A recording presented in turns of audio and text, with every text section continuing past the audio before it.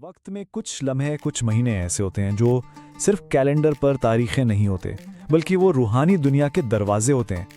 ये वो वक्त है जब नज़र ना आने वाली दुनिया के पर्दे कह लें कि बारीक हो जाते हैं। आज हम एक ऐसे ही महीने यानी शोबान के गहरे रूहानी राजों को समझने की कोशिश करेंगे। अजीम सूफी मुफक्कर इब्न अरबी का एक कौल है जो इस महीने की रूह को बेहतरीन तरीके से बयान करता है। कुछ महीने सिर्फ मुंतकली के नहीं बल्कि तब्दीली के महीने होते हैं। यानी ये सिर्फ कैलेंडर बदलने की बात नहीं, ये एक रूहानी हालत से दूसरी एक बेहतर हालत में दाखिल होने का एक ज़बरदस्त मौका है। तो आखिर शाबान के महीने को ऐसी रूहानी दहलीज क्या चीज़ बनाती है? ऐसा क्या है इसमें कि इसे तब्दीली और तकदीर के फैसलों का महीना कहा जाता है? आइए इसी सवाल का जवाब तलाश करते हैं। तो सबसे पहले ये समझते हैं कि शोबान को तब्दीली का महीना क्यों कहा जाता है। ये कैसे हमारी नज़र आने वाली दुनिया और रूहानी दुनिया के दरमियान एक पुल बन जाता है। इब्न अरबी के मुताबिक शाबान गैब की दुनिया और शहादा यानी हमारी नज़र आने वाली दुनिया के दरमियान एक पुल की तरह है। इस महीने में कहा जाता है कि आसमान के दरवाजे खुल जाते हैं और पर्दे बारीक हो जाते हैं। मतलब ये एक ऐसा खास वक्त है जब बंदे और उसके रब के दरमियान कुर्बत बहुत बढ़ जाती है। तो शाबान में ऐसा क्या खास है? आइए इन राजों से पर्दा उठाते हैं जो उसे दूसरे तमाम महीनों से अलग और मुमताज बनाते हैं। नबी अकरम सल्लल्लाहु अलैहि वसल्लम की ये हदीस शाबान की पूरी अहमियत को वाज़े कर देती है। आपने फरमाया, रजब अल्लाह का महीना है, रमज़ान मेरी उम्मत का महीना है और शाबान मेरा महीना है। शाबान का नबी अकरम सल्लल्लाहु अलैहि वसल्लम से ये जो ख़ास ताल्लुक़ है ना, यही इसकी अज़मत की असल बुनियाद है। इब्ने अरबी इसकी मजीद गहराई में जाकर बताते हैं कि शाबान में अनवार मोहम्मदी का ज़ुहूर होता है। इसका मतलब यह है कि नबी अकरम सल्लल्लाहु अलैहि वसल्लम की शिफात अपनी उम्मत की तरफ ख़ास तौर पर मुतवज्जा होती है। जब इस महीने हमारे आमाल अल्लाह के हुजूर पेश होते हैं तो उनके साथ नबी सल्लल्लाहु अलैहि वसल्लम की शिफात भी शामिल हो जाती है। अच्छा, इस महीने में नुज़ूल इलाही का भी जिक्र आता है, लेकिन यहाँ एक बहुत अहम नुक्ता समझने वाला है। नुज़ूल का मतलब कोई जिस्मानी हरकत नहीं है। इब्न अरबी इसे रहमत इलाही के ज़ुहूर में इजाफे से ताबीर करते हैं। जैसे दोपहर के वक्त सूरज की शुआएं ज़्यादा सीधी और शदीद होती हैं, बिल्कुल इसी तरह कुछ ख़ास औकात में अल्लाह की रहमत का ज़ुहूर ज़्यादा शदीद होता है। यहाँ एक बहुत ही दिलचस्प नुक्ता सामने आता है जब हम दो मुबारक रातों का मुवाजना करते हैं। इब्न अरबी के मुताबिक शाबान की 15वीं शब और लैलतुल क़द्र ये एक ही हकीकत के दो रुख हैं।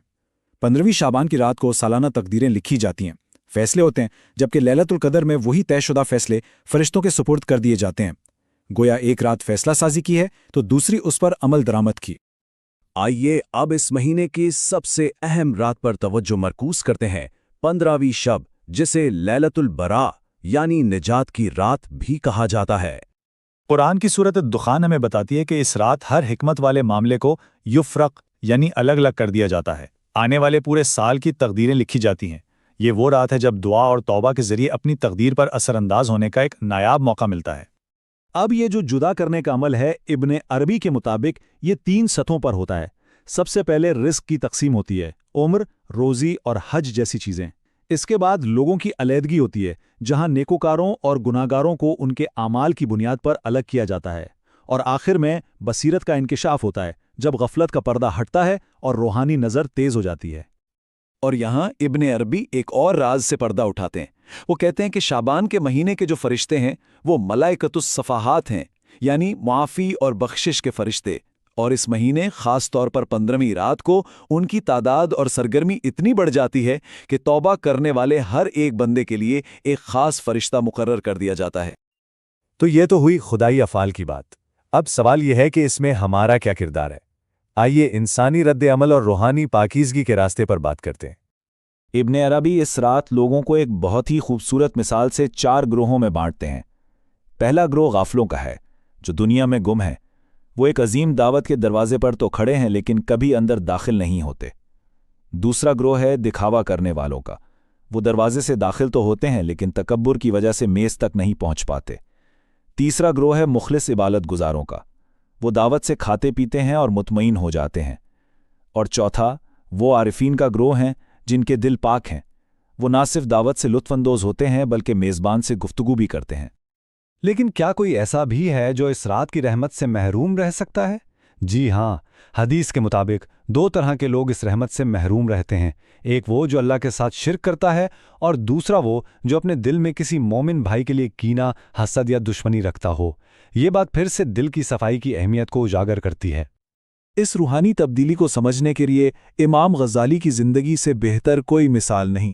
जब वो बगदाद के मदरसे निज़ामिया में अपने इल्मी कैरियर के उरूज पर थे, एक बहुत बड़े आलिम थे, तो एक सवाल ने उनकी पूरी रूह को झंझोड़ कर रख दिया। उनके अंदर से एक आवाज़ आई, एक सवाल, तुम इल्म तो जानते हो, लेकिन क्या तुम अल्लाह को जानते हो जो इल्म का मकसद है? ये सवाल उनके लिए एक ज़लज़ले की तरह था। इसी शाबान की 15वीं शब उन्होंने तौबा की, सब कुछ छोड़ा और 10 साला रूहानी सफ़र पर निकल पड़े, जिसने उनकी ज़िंदगी को हमेशा के लिए बदल दिया। तो अब हम आते हैं आखिरी हिस्से की तरफ कि शोबान की ये सारी तैयारी, ये सफाई हमें आखिर कहाँ लेकर जाती है? ज़ाहिर है रमज़ान के हतमी मकसद की तरफ। तो इस पाकीज़गी का अमली रास्ता क्या है? सबसे पहला कदम है अपने प्याले को खाली करना, यानी सच्ची तौबा, ताकि दिल में अल्लाह के नूर के लिए जगह बन सके। दूसरा कदम, दूसरों को माफ़ करना। उसूल बहुत सादा है, अगर माफ़ी चाहिए तो माफ़ करें, अगर रहमत चाहिए तो रहमत करें। और तीसरा और सबसे अहम कदम है अपनी दुआ का मकसद बुलंद करना।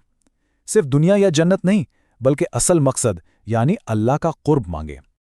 इस पूरे रूहानी सफ़र को एक बहुत ही खूबसूरत मिसाल से समझा जा सकता है। रजब बोने का महीना है, शबान पानी देने का महीना है और रमज़ान फसल काटने का महीना है। अब सोचने की बात यह है कि अगर शबान में इबादत और तकवा से बीज को पानी ही ना दिया जाए तो रमज़ान में फसल कैसे कटेगी? तो आसान लफ्ज़ों में कहें तो शाबान एक अजीम सफाई का महीना है। ये दिल की खिड़की से गर्द साफ करने का वक्त है ताकि रमज़ान का नूर वाज़े तौर पर अंदर आ सके। जो रूहानी काम शाबान में किया जाता है वही इस बात का तयन करता है कि रमज़ान की बरकतों से कितना फैज़ हासिल होगा। तो रास्ता भी दिखा दिया गया है और दरवाज़ा भी खुला है। सवाल सिर्फ ये है कि हम अपनी तकदीर के सफ़े पर क्या लिखवाते हैं। इसका इन्हिसार सिर्फ इस बात पर है कि इस मौके से कितना फ़ायदा उठाया जाता है।